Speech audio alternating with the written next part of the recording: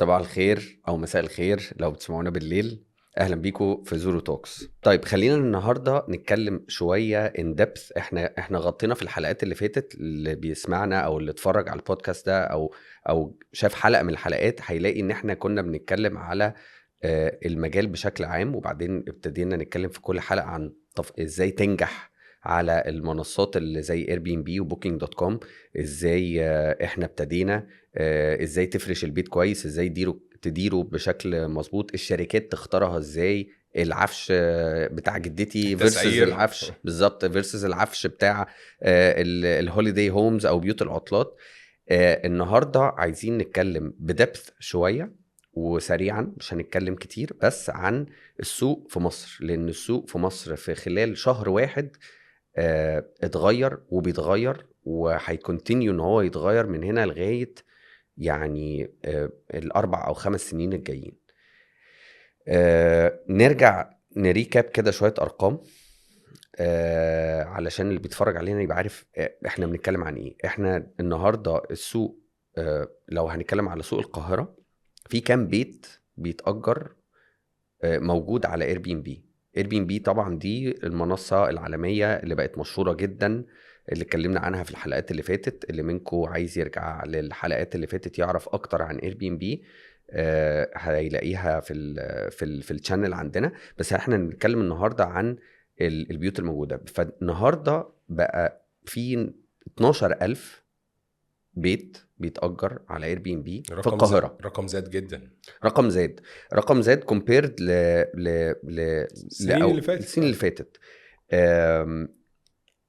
المشكله الاساسيه ودي اللي احنا عايزين نتكلم فيها، ان السوق المصري بتاع اير بي ام بي هو سوق بيسموه جراي ماركت. جراي ماركت ليه؟ لانه سوق مش ريجوليتد، يعني ملوش قوانين واضحه في طريقه.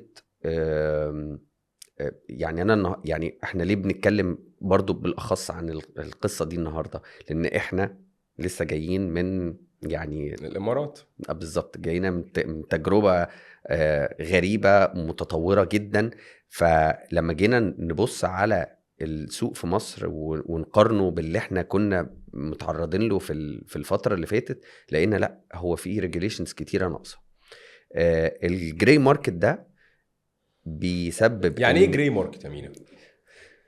جراي ماركت يعني مفيش قوانين واضحة. يعني أنا النهاردة ندي مثال بسيط، أنت النهاردة بيتك صورته وفرشته وكل الكلام ده، وعايز تحطه على اير بي ام بي في مصر، محدش هيقول لك حاجة. تقدر تحطه على اير بي ام بي، اير بي ام بي هتفيريفاي الليستنج دي، او هتقول لك الليستنج بتاعتك بقت لايف، هتتحجز. الاسم يعني لو في ناس كتيرة طبعا بتلتزم، في ناس غالبا ما بتلتزمش برضو لان ما فيش قانون واضح. بس المفروض ان انت بتبلغ الاسم بالبطايق او الباسبورات بتاعت الناس اللي قاعدة عندك. حلو. في دول تانية، يعني لما نيجي نقارن القاهرة خلينا مبدئيا نقارن مصر بالامارات عشان احنا ملمين بالتو ماركتس كويس. بالظبط. الريجوليشنز مثلا في دبي، لا، انت اولا لازم تاخد تصريح ان البيت ده يبقى حاجه اسمها هوليداي هوم. تمام، فانت بتاخد مظبوط. تصريح هوليداي هوم بيرميت، انت بتاخد تصريح لحاجه زي كده. بعد كده، بعد لما بتيجي مجرد ان انت تيجي تحطه على اير بي بي، اير بي تقول لك سوري، فين الرقم بتاع الهوليداي هوم بيرميت اللي طلع لك؟ لان انا ما اقدرش اطلع بيت في السوق بتاع دبي غير لما يبقى طالع له رقم. فاكيد طبعا اكيد بيبقى فيه ما بين اير بي ام بي وما بين الدول والحكومات بوليسي ميكرز، اللي هو الناس اللي بتيجي تدرافت او تكتب القوانين اللي هتحكم السوق. والكونكتيفيتي هتمشي ازاي ما بين مثلا بالظبط غرفه السياحه وما بين اير بي ام بي، زي اللي حصل معانا مع الدي تي سي ام في الامارات. بالظبط. فالجراي ماركت اللي في مصر مخلي ان في اوبريتورز ضخمه عالميه ما تقدرش تخش تشتغل، لان هم عندهم عشان ما عدم فيش وضوح. ريجوليشنز واضحه كامله. ما فيش حاجه واضحه. هو ليه؟ لان هو ممكن ينفست ويحط ارقام ويكبر السوق ويحركه ويخلق ديماند كمان. يعني ما هو انت هتقدر تخلق ديماند كويس لما تقدم وطلب. كميه سبلاي كويسه، بالظبط كده. كميه سبلاي بجوده عاليه. بالظبط. لكن هي هنا في مصر ماشيه لكل واحد وامكانياته. هو مش عارف لو هيخش حد هيوقفه ولا لا، مم. لانه ممكن يجي يقول له لا سوري بعد شهر شهرين انفستمنتس ضخمه واستثمارات ضخمه، يجي يقول له سوري انت يعني انت مش، احنا مش قابلين الماركت ده، او احنا مش قابلين سوري المجال ده، احنا كنا ساكتين عليه فتره ومش قابلين. فالجريم اللي حاصل الفتره اللي فاتت، واكيد كتير من الناس اللي مهتمه بالمجال ده سمعوا ان وزاره السياحه ابتدت تعمل زي لايسنسنج، او ان انت تطلع رخصه للبيت، ودي خطوه عظيمه طبعا. يعني اخر حلقه اتكلمنا فيها ما كانتش تقريبا لسه طلعت صح. نزلت، يعني ما كناش سمعنا عنها. فدلوقتي ابتدت الريجوليشنز دي. طيب ده معناه ايه؟ ده معناه ان لو حضرتك شغال على اير بي ام بي او شغال في المجال ده، انت محتاج تبقى اوير وعارف القوانين الفتره الجايه هتبقى ايه علشان تلتزم بيها، لانه اللي مش هيلتزم هيلاقي نفسه بره اللعبه تماما. مظبوط. ودي فرصه كويسه جدا للسوق. دي نقطه. النقطه التانية اللي بتغير السوق دلوقتي وفي ناس كتير ابتدت تتكلم عنها، ودي نقطة إيجابية جدا، إن ودي رقم يعني لقيته، كنت بعمل ريسيرش كده وبشوف آخر الأخبار إيه. من 1/1/2025 ل 30/6/2025 في زيادة بنسبة 25% سياح دخلوا مصر. فده معناه إيه؟ إن معناه إن من هنا لغاية آخر السنة إحنا متوقعين تقريبا 20% نمو في عدد السياح. يعني بتتكلم في حوالي 3-4 مليون سائح زيادة. فلما كنا بنقول في آخر حلقة اتكلمنا فيها في البودكاست والحلقات اللي فاتت، كنا بنقول يا ريت نوصل ل 30 مليون على 2028. أنا كنت حاسس إن احنا مش هنقدر نوصل لحاجة زي كده، بس أنا دلوقتي ابتديت أحس إن الأرقام بتكبر بسرعة قوية جدا، وفي معايير في السوق مخليها يعني غالبا هتخليها تكبر أكتر من كده، زي المتحف المصري. المتحف المصري طبعا. بالظبط. اعتقد ان المتحف المصري يعني كنت انت عارف طبعا دلوقتي كل الناس واحنا كمان شغلنا بقى كتير قوي بنعمله على تشات جي بي تي. المتحف يعني سألت تشات جي بي تي عشان اقول له هو ايه الامباكت اللي ممكن يعمله المتحف المصري على بالظبط على السياحة في مصر. رده كان ان من بعد افتتاح المتحف اللي هو المفروض في نوفمبر 2025، من 18 ل 24 شهر بعدها المفروض سعر الليلة يزيد في مصر ما بين 10 ل 15%. يعني وممكن اكتر على حسب استجابه السوق والناس اللي عارضه على اير بي ام بي، وفهمهم للتسعير اللي احنا اتكلمنا عليه في الحلقات اللي فاتت، وفهمهم لكواليتي الفurniشنج وكواليتي الملايات. ولما يقدموا كواليتي عالي ويظبطوا الاسعار بتاعتهم، ما يبقاش فيه الريبل افكت. ممكن تشرح لنا اكتر عن الريبل افكت برضو، عشان ده بيوضح مشكله كبيره في الماركت عندنا في مصر. ايه هو الريبل افكت؟ الريبل افكت اللي هو الريبل افكت دي فكره عامه ان لما حد بيعمل حاجه عارف لما ترمي زلطه في نهر ويحصل فيها ريبلز او يحصل فيها امواج مظبوط بتطلع بالشكل ده. الريبل افكت بيحصل برضو في اير بي ام بي. بمعنى ايه؟ انت النهارده لو سوق لسه بينمو زي السوق بتاعنا، وجي دخل فيه ناس كتير مش عارفه تسعر ازاي او عارفه كل ما تدير الكالندر ازاي. تفضى يقوم منزل $10 و$15 وعمال ينزل في الافريج ديلي ريت.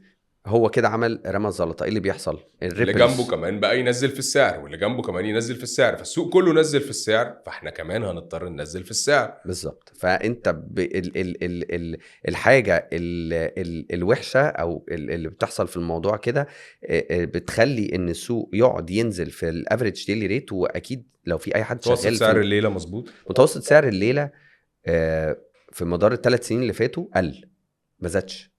يعني انا افتكر في 2021 و2022 واحنا كنا شغالين وكان في البيك، كانت الارقام بتاعه المتوسط الاسعار الليله كانت اعلى من كده على اير بي ام بي. طب ايه اللي حصل؟ اللي حصل هو الريبل افكت، ان في ناس كتير دخلت مش عارفه مش فاهمه، حاطط ملايات الوان، حاطط فرش صور مش ملفته، فعايز يملك كالندر فينزل في السعر، فاللي جنبه اللي فارش كويس ما بيتحجزش بسبب ان الاغلبيه اسعارها اقل فيبتدي ينزل في السعر، فتلاقي الاغلبيه كلها نزلت في السعر من غير فايده ومن غير هدف.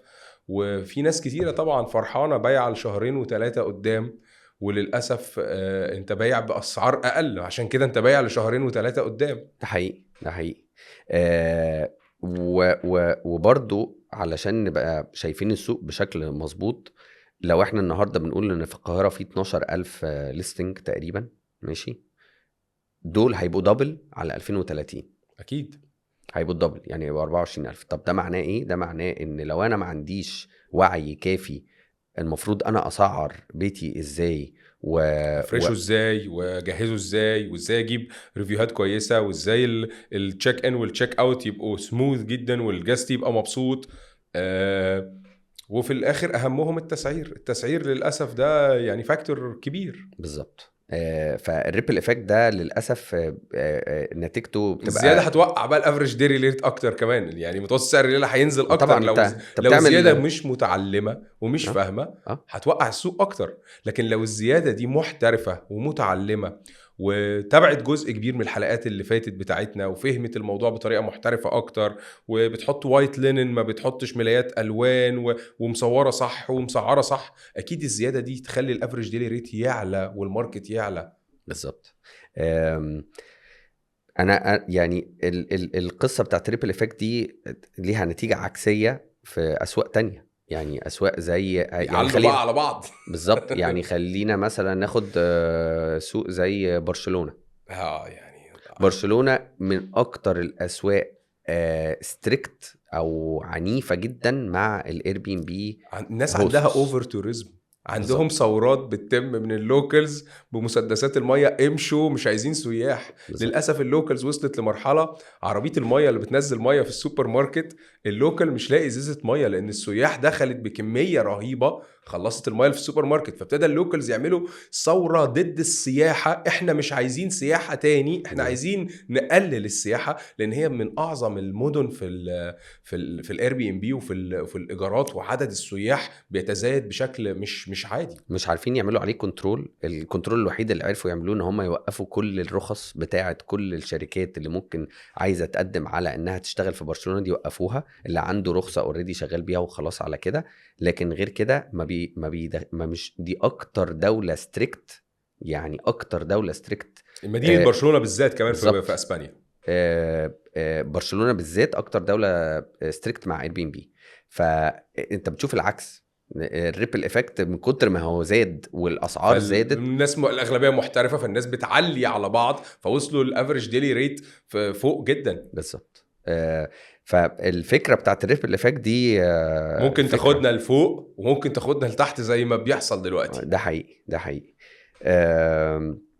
متوسط سعر الليله برضو اللي في مصر للاسف هو متواضع. يعني سعر الليله النهارده في مصر لما بخش، يعني انا حتى بشوف بقارن بالارقام اللي موجوده عندنا اللي احنا بندير بيها البيوت، ارقام السنين اللي فاتت حتى. بالظبط. في ناس اعرفهم شاطره قوي في يعني عندهم، يعني حد اعرفه عنده بيوته الخاصه في الزمالك بيديرها، عنده تقريبا فوق ال10 بيوت. بيقول لي انا كنت ببيع سعر الليله من سنتين تقريبا 120 130 دولار. سعر الليله النهارده انا مش عارف اجيب ال70 80 دولار، ما بيتاجرش. الريبل افكت والاغلبيه مش فاهمه بتسعر غلط، وقعت اسعار السوق. ده حقيقي. فاتمنى ان السوق يتغير. يعني بالمناسبه برضو عشان بنتكلم على التغيرات اللي في السوق، ايه رايك في البحر الاحمر؟ البحر الاحمر يعني العبار، مراسي رد جايه، ودي جنب الجونه وهتخلي الكومبيتيشن تزيد للي مش عارف يا جماعه، جون عايش في الجونه. اوكي. بقاله دلوقتي داخل 5 سنة ل5 تقريبا 5 سنين. فهو راجل بحر احمر جدا.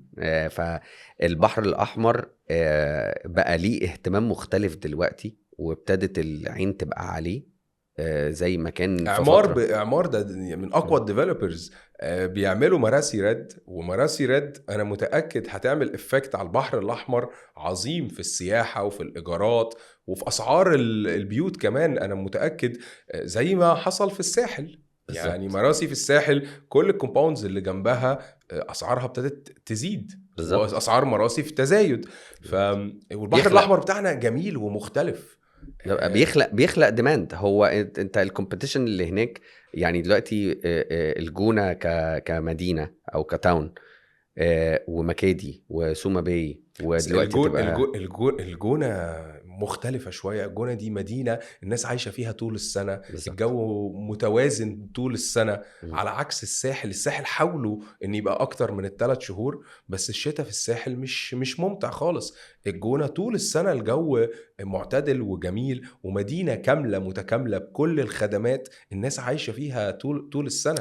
هو اكشلي شفت انترفيو للعبار، كان بيتكلم على ان هو متفائل جدا بالبحر الاحمر، وهو بيقول انه شغال 9 شهور زي ما انت بتقول بالظبط. هو عشان ما انا عندوش شفته البارير بتاع ان هيشتغل كام شهر وهيقفل بقيه السنه، لا دي تقدر تشتغل السنه كلها، الجو معتدل. بالظبط. فده هيخلق ديماند للبحر الاحمر قوي جدا. واعتقد كمان مع المتحف دي بيج هيتس، يعني دي خطوات كبيره جدا غالبا هتغير السوق في فتره صغيره. ولو حصل ريجوليشنز او حصل يعني ضبط للسوق بقوانين واضحه تسهل عمليه ان الناس البروفيشنال او حتى الناس اللي لسه بتبتدي عندهم حتى اللي مش طريق. بروفيشنال لو بقى عنده طريق برولز واضحه هيعرف يمشي ازاي يبقى بروفيشنال، فالريبل افكت يبقى زي برشلونه، ما يبقاش بياخد الاسعار وبينزل، فكواليتي الماركت تعلى، فالقوانين دي فايده للجميع. ده حقيقي ده حقيقي. ميرسي يا جون على الحلقة الحلوة دي. اعتقد ان احنا هنتكلم في الحلقات الجاية عن حاجات مختلفة وتجارب مختلفة احنا برضو مرينا بيها. نشوفكم ان شاء الله في الحلقة الجاية مع زورو توكس.